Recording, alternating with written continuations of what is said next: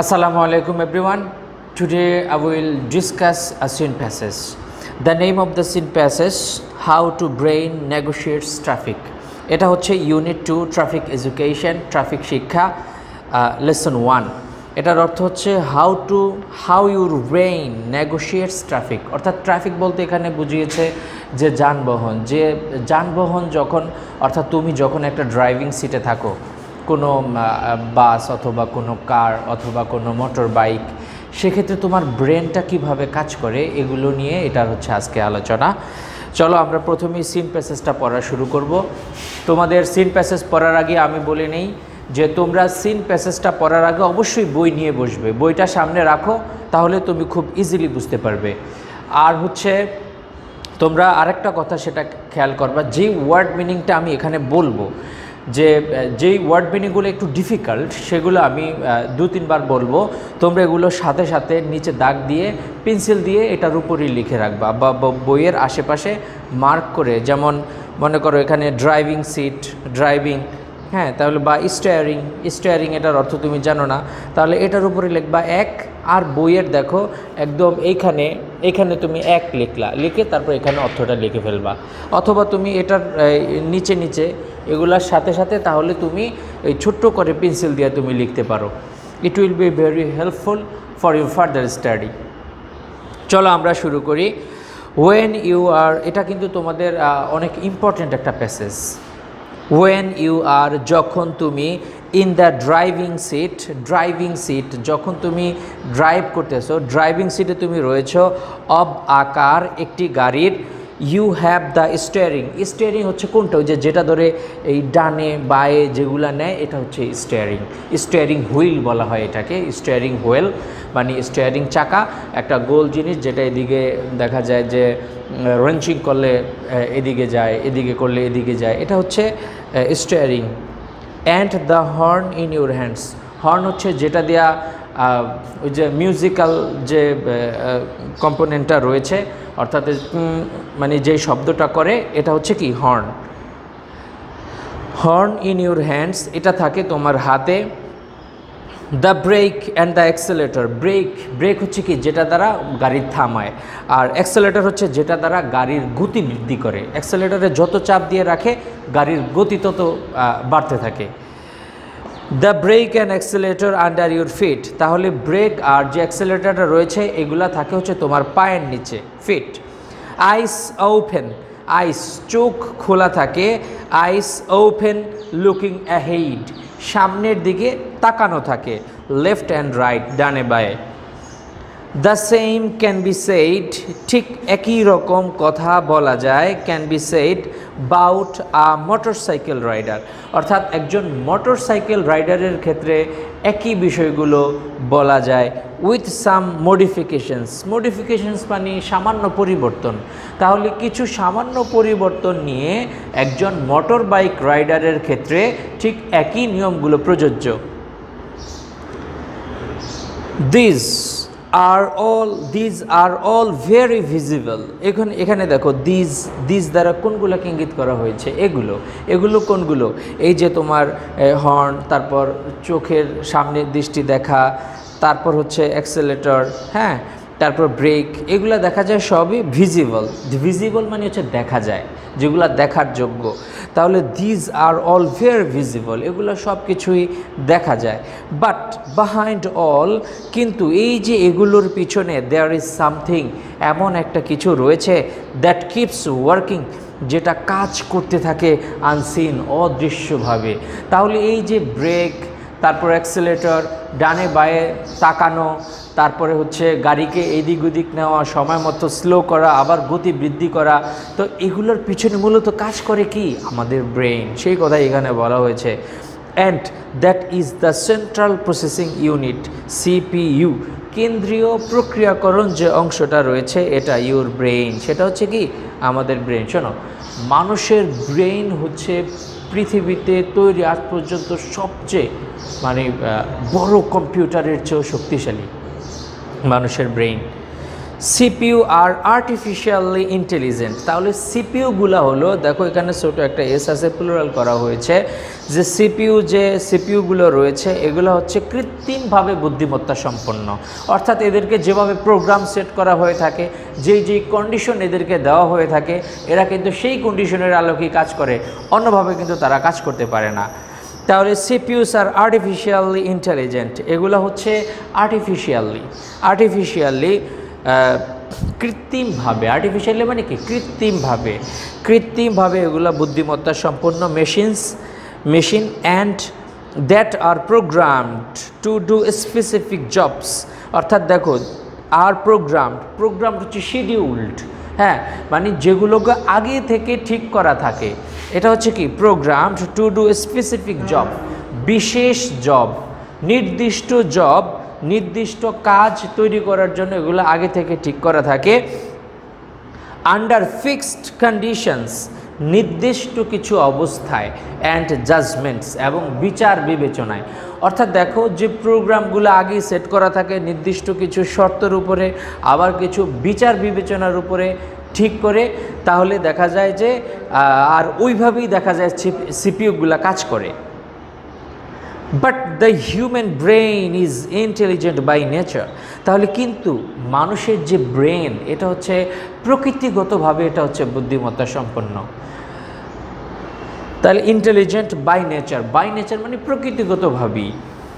It is the most sophisticated machine, sophisticated হচ্ছে most valued, most important, uncomparable. তারপর হচ্ছে বাস্তব বুদ্ধি সম্পন্ন। তাহলে অনেকগুলো, অর্থাৎ সফিস্টিকেটেড মানে হচ্ছে বিশেষ ধরনের, হ্যাঁ, অনেক উচ্চ ক্ষমতা সম্পন্ন। তাহলে ইট is the most sophisticated machine, এটা হচ্ছে সবচেয়ে বেশি বাস্তব বুদ্ধি সম্পন্ন machine. That is able to, যেটা সক্ষম, অ্যাবল টু মানে হচ্ছে সক্ষম, that is able to operate, যেটা পরিচালনা করতে সক্ষম, অন এভার চেঞ্জিং কন্ডিশনস। শোনো, কম্পিউটারের যে ব্রেনটা রয়েছে বা কম্পিউটার যেটা দ্বারা কাজ করে সিপিইউটা, এটা কিন্তু দেখা যায় নির্দিষ্ট কিছু কন্ডিশন, এর বাইরে গেলে সে কিন্তু বলতে পারে না। যেমন তোমরা যে রোবট সুফিয়ার কথা জানো, তাকে নির্দিষ্ট কিছু প্রশ্ন করলে সে এটার অ্যান্সার করতে পারে, কিন্তু যদি অন্য ডিফারেন্ট কোশ্চেন করা হয় তাহলে কিন্তু সে এটা তৈরি করতে পারবে না। তাহলে সেক্ষেত্রে বলা হয়েছে, এখানে দেখো, তাহলে যে মানুষের ব্রেনটা সফিস্টিকেটেড কেন, এ হচ্ছে এভার চেঞ্জিং কন্ডিশন, সব সময় পরিবর্তনশীল যে কন্ডিশন, যে অবস্থা, এই অবস্থার সাথে মানুষের ব্রেন কাজ করতে পারে। যে মনে করো যে হঠাৎ করে তুমি রাতে কোথাও হাঁটতেছো, তো তোমার পায়ে মানে কিছু একটা লাগলো, এটা কিন্তু মানে খুব দ্রুত দেখা যায় তুমি ছোটা শুরু করবা বা তুমি লাফ দিবা, তাহলে দেখো কত দ্রুত, মানে বিদ্যুতের গতির চাইতেও দ্রুত গতিতে তোমার ব্রেন কাজ করে। Ever changing conditions and standards of judgement. আর স্ট্যান্ডার্ডস মানে মানসম্মত, বিচার বুদ্ধির যে মানসম্মত, কোনটা ভালো, এটাই কিন্তু মানুষের ব্রেন। মনে করো তোমার দুইটা অপশন রয়েছে, সেক্ষেত্রে তুমি কোনটা বেছে নিবা। তাহলে এই যে মানুষের ব্রেন হচ্ছে নিত্য পরিবর্তনশীল এবং মানসম্পন্ন, বিচার বুদ্ধি সম্পন্ন এমন একটা মেশিন, যেটা হচ্ছে সব সময় পরিবর্তনশীল অবস্থার সাথে নিজেকে মানিয়ে নিতে পারে। এটা এখানে কেন বলা হয়েছে, কারণ দেখো ট্রাফিক, তুমি মনে করো ড্রাইভিং সিটে রয়েছো, তুমি যাচ্ছ, হঠাৎ করে একজন চলে আসলো, তোমাকে গাড়িটা কিন্তু আবার একটু এদিক সরাতে হচ্ছে, সামনে একজন বৃদ্ধ লোক চলে আসলো, তোমাকে গাড়িটাকে স্টপ করতে হচ্ছে। তাহলে সব সময় কিন্তু এটা এভার চেঞ্জিং, এটা কোনো প্রোগ্রামের মাধ্যমে সেট করা যায় না। অ্যাজ কন্ডিশনস, যে শর্তগুলো ইন দ্য ট্রাফিক কিপ ইনভ্যারিয়েবলি মানে সব সময়, হ্যাঁ, নিত্য, অলওয়েজ, ইনভ্যারিয়েবলি চেঞ্জিং। তাহলে যেহেতু কন্ডিশনগুলো, শর্তগুলো ইন দ্য ট্রাফিকে কিপস, এগুলো থাকে ইনভ্যারিয়েবলি চেঞ্জিং, অর্থাৎ সব সময় এগুলা পরিবর্তনশীল হতে থাকে। This virtue of the sophistication. আর এই যে এখানে ব্রেনের কথা বলা হয়েছে, এই যে মানসম্পন্ন ব্রেনের যে গুণ অব ইউর ব্রেন, তাহলে এই যে মানসম্পন্ন সফিস্টিকেশন, হ্যাঁ, তাহলে মানসম্পন্ন তোমার ব্রেনের যে গুণাবলী, মাস্ট বি অ্যাট ওয়ার্ক, এটাকে অবশ্যই কাজ করতে হয় হোয়েন ইউ আর ড্রাইভিং। তাহলে এই যে আমাদের ব্রেনটাকে যখন ড্রাইভিং করে কোনো মানুষ, ব্রেনটাকে অবশ্যই কাজ করতে হয়। দ্য ডিফারেন্স, পার্থক্য between traffic in the Rhodes, যে পার্থক্য কিসের মধ্যে?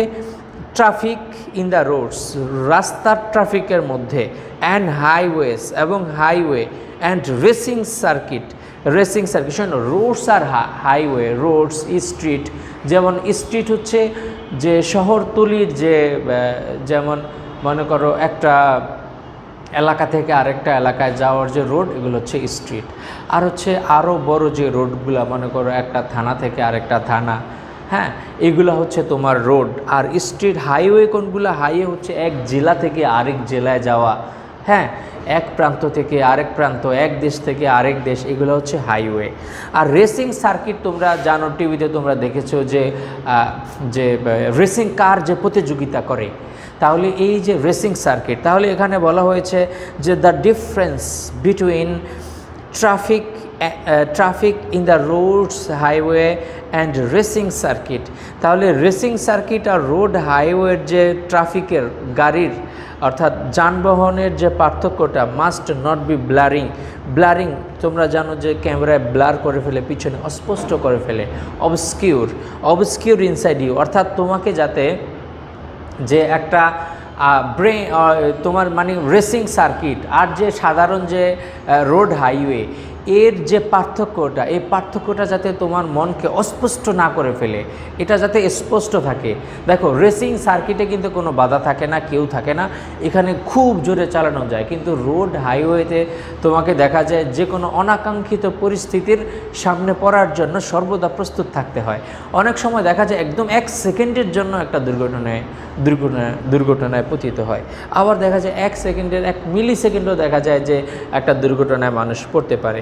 নেভার ইমাজিন ইউরসেলফ, কখনো তোমাকে কল্পনা করবে না, to Michael Schumacher driving an F1 at 300 metre per hour. শোনো, 300 মিটার পার আওয়ার হচ্ছে অর্থাৎ 1 ঘন্টায় 300 কিলোমিটার বেগে চলে। আমরা সাধারণত যে রাস্তায় গাড়ি টাড়ি দেখি বা তোমাদের যাদের স্পিড সম্পর্কে ধারণা রয়েছে, মোটামুটি দেখা যায় 60 মিটার পার আওয়ার, এটাই কিন্তু খুব ভালো গতিশীল। আর সেখানে হচ্ছে 300 মিটার পার আওয়ার, এটা কিন্তু প্রচণ্ড গতিশীল। তাহলে এত গতিশীলে দেখা যায় যে কি অ্যান F1, এটা একটা গাড়ির সিরিয়াল, একটা গাড়ির নাম। তাহলে মাইকেল শুমাখার ছিলেন হচ্ছে, এখানে উচ্চারণটা হবে মাইকেল শুমাখার হচ্ছে একজন জার্মান একজন রেসের গাড়ি চালক, যিনি রেসে অর্থাৎ কার রেসিংয়ে, যিনি কার সার্কিট রেসিং সার্কিটে যিনি গাড়ি চালাতো এবং সে অনেক বিখ্যাত ছিল সারা বিশ্বের মধ্যে। তো উনি হচ্ছে প্রায় 300 মিটার পার আওয়ার অর্থাৎ প্রচণ্ড গতিতে গাড়ি চালাতো। তাই এখানে বলা হয়েছে তুমি কখনো মাইকেল শুমাখারের মতো তোমাকে মনে করবে না। লিভ নো রুম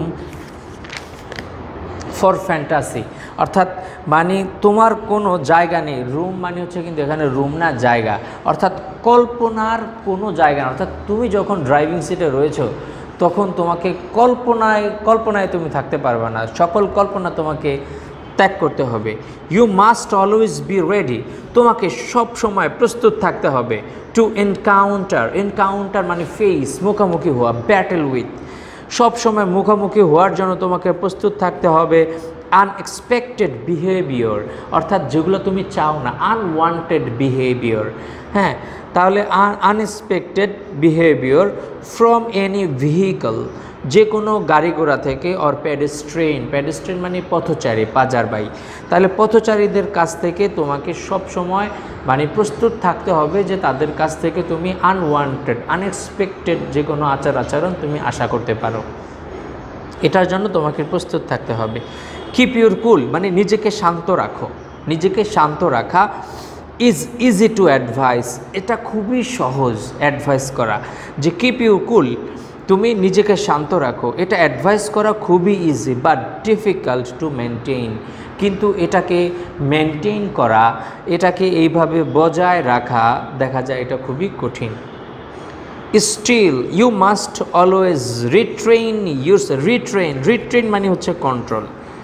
তাহলে স্টিল ইউ মাস্ট অলওয়েজ, তোমাকে অবশ্যই রিস্ট্রেইন বাধা দান করতে হবে, অথবা তোমাকে কন্ট্রোল করতে হবে, নিয়ন্ত্রণ করতে হবে ইউরসেলফ, তোমাকে অবশ্যই নিজেকে নিয়ন্ত্রণ করতে হবে।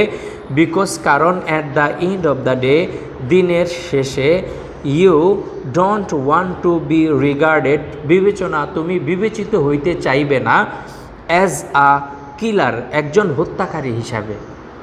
দেখা যায় তোমার 1 সেকেন্ডের একটা ভুলের জন্য তাহলে তুমি হত্যাকারী হয়ে গেলা। তাহলে দেখো এখানে এই জন্য বলা হয়েছে তুমি অবশ্যই নিজেকে নিয়ন্ত্রণে রাখবে, কারণ তুমি কখনো বিবেচিত হইতে চাইবে না অ্যাজ এ কিলার, একজন হত্যাকারী হিসাবে। নাও ইউ সি, এখন তুমি দেখতে পাচ্ছ দ্য লাস্ট থিং, সর্বশেষ যে ব্যাপারটা, দ্যাট ডিফারেন্সিয়েটস, যেটা পার্থক্য করে, ডিফারেন্সিয়েটস মানে পার্থক্য করা, ডিস্টিংগুইশ পার্থক্য করে, ইউ ফ্রম আ কম্পিউটার, একটা কম্পিউটার থেকে, ইজ ইউর কনসাস, সেটা হচ্ছে তোমার বিবেক। তাহলে এখানে বলা হয়েছে যে সর্বশেষ দিন শেষে অবশেষে তুমি বুঝতে পারলা যেই জিনিসটা তোমাকে একটা কম্পিউটার থেকে আলাদা করছে সেটা হচ্ছে তোমার বিবেক। ডিয়ার লার্নার্স, আমরা সিন প্যাসেজটা পড়া শেষ করেছি। দেখো তোমরা জানো আর তোমাদের যে সামনে যে এক্সামটা রয়েছে এই এক্সামে কিন্তু 1 নং প্যাসেজ থেকে 2টা প্রশ্ন আসবে। 2টা প্রশ্ন, সেটা হচ্ছে নাম্বার 1 হচ্ছে সিন প্যাসেজ। তো সিন প্যাসেজে যে 1 নং মাল্টিপল চয়েস কোশ্চেন যেটা আসে, সিন প্যাসেজ থেকে কিছু প্রশ্ন আসবে, যেগুলো আসবে এগুলো তোমরা এমনি নিজেরাই পারবা। এখানে মনে রাখবা ওই যে মাইকেল শুমাখার, উনি কিন্তু একজন জার্মান রেসার, কার রেসার। চলো এখানে কিছু ইম্পর্টেন্ট সিনোনিম দেওয়া আছে। তোমরা জানো যে 3 ধরনের প্রশ্ন মোটামুটি এমসিকিউতে আসে। নাম্বার 1 হচ্ছে সিন প্যাসেজ রিলেটেড কিছু প্রশ্ন থাকে। তারপরে নাম্বার 2 হচ্ছে তোমার এখানে সিনোনিম থাকে কিছু। আর নাম্বার 3 হচ্ছে এখানে তোমার কিছু identification of parts of speech, identification থাকে। তাহলে চলো আমরা কিছু ইম্পর্টেন্ট সিনোনিমগুলো আমরা জেনে নেই। এখানে খেয়াল করো, ভিজিবল মানে হচ্ছে যেগুলো দৃশ্যমান, তাহলে এটার সিনোনিম হচ্ছে নোটিসেবল, সিন, যেগুলো দেখা যায়। সফিস্টিকেটেড মানে কি, মাল্টিফেসড, হাইলি ডেভেলপড, অনেক উন্নত। আর সফিস্টিকেটেড এটা হচ্ছে ব্লু ব্লাড, এটা একটা ফ্রেজ রয়েছে, এটা হচ্ছে ব্লু ব্লাড। শোনো, এটাকে বলা হয় ইডিয়াম। ইডিয়ম না কিন্তু ইডিয়াম। ব্লু ব্লাড মানে হচ্ছে আভিজাত্য, সফিস্টিকেটেড মানেও কিন্তু আভিজাত্যটা কি, হাইলি ডেভেলপড। এই যে এখানে আছে হাইলি ডেভেলপড, মাল্টিফেসড মানে বহুমুখী, এটা হচ্ছে সফিস্টিকেটেড। অপারেট মানে হচ্ছে ম্যানেজ, হ্যান্ডেল, অর্থাৎ মনে করো I do not know how to operate a car, আমি জানি না একটা গাড়ি কিভাবে চালাতে হয়। তাহলে এই যে কোনো কিছু চালানো, ড্রাইভ করা, তারপর সেটাকে ইউজ করা, যেমন কম্পিউটার অপারেট করা মানে কম্পিউটার সম্পর্কে কাজ করা। তাহলে এটা হচ্ছে কি, ম্যানেজ, হ্যান্ডেল। ভেরিয়েবলি মানে হচ্ছে পরিবর্তনশীল, আর ইনভেরিয়েবলি অপরিবর্তনশীল মানে কি, সেগুলো হচ্ছে অলওয়েজ। তাহলে ইনভেরিয়েবলের সিনোনিম হচ্ছে অলওয়েজ। কনস্ট্যান্টলি মানে হচ্ছে অবিরত। সার্কিট তোমরা জানো যে সার্কিটটা হচ্ছে যেই রুটে গাড়িটা চালায় ওইটা হচ্ছে সার্কিট দেখা যায় আমাদের বৈদ্যুতিক বিভিন্ন কাজে ব্যবহৃত হয়। সেক্ষেত্রে তোমরা দেখবা যে মোবাইলের ভিতরে একদম ছোট দেখা যায় টাউনের মতো অনেক রাস্তার মতো, তাহলে এগুলো সার্কিট হিসাবে ব্যবহৃত হয়। তারপর ব্লার মানে অবস্কিউর, অস্পষ্ট। তোমরা জানো ছবি তোলার ক্ষেত্রে পিছনে ব্লার করো, তাহলে অস্পষ্ট, ব্লার, অবস্কিউর।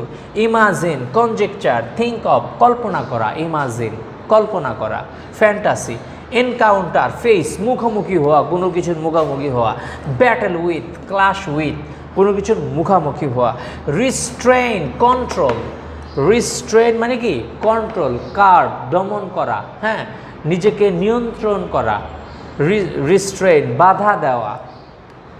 প্যাডেস্ট্রেইন, প্যাডেস্ট্রেইন হচ্ছে পাজার বাই, পথিক। প্যাডেস্ট্রেইন, পাজার বাই, পথিক।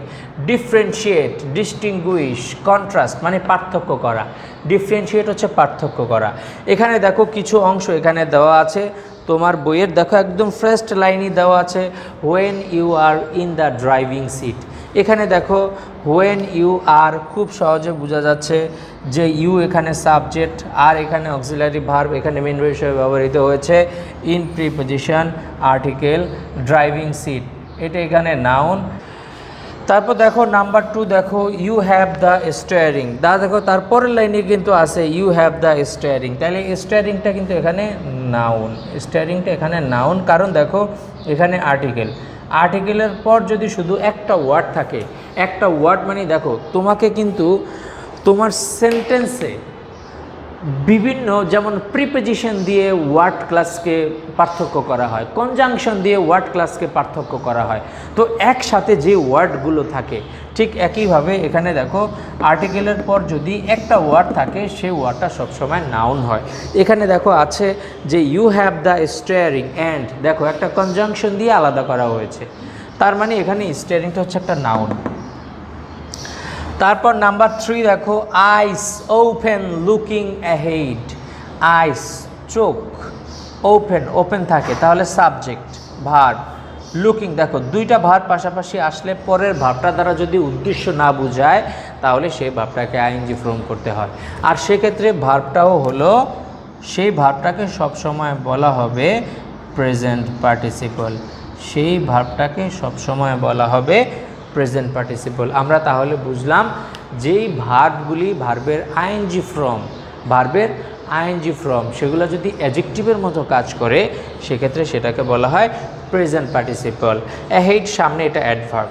তারপর দেখো বাউট আ মোটরসাইকেল রাইডার। এখানে দেখো বাউট, এখানে তোমার সেন্টেন্সটা রয়েছে যে about a the same can be said, একই রকম কথা বলা যায় about a motorcycle rider with some modifications. তাহলে এই লাইনটা থেকে এখানে দেখো বাউট, বাউট এখানে এটা হচ্ছে একটা প্রেপোজিশন, আ মোটরসাইকেল রাইডার। দেখো তাহলে মোটরসাইকেল কিন্তু আসলে মোটরসাইকেল একটা নাউন, হ্যাঁ, যেহেতু একটা বস্তু, কিন্তু এখানে দেখো যেহেতু দুইটা নাউন পাশাপাশি আসছে তার মানে এটা হচ্ছে এখানে অ্যাডজেক্টিভ, এটা অ্যাডজেক্টিভ, আর রাইডারটা এখানে নাউন।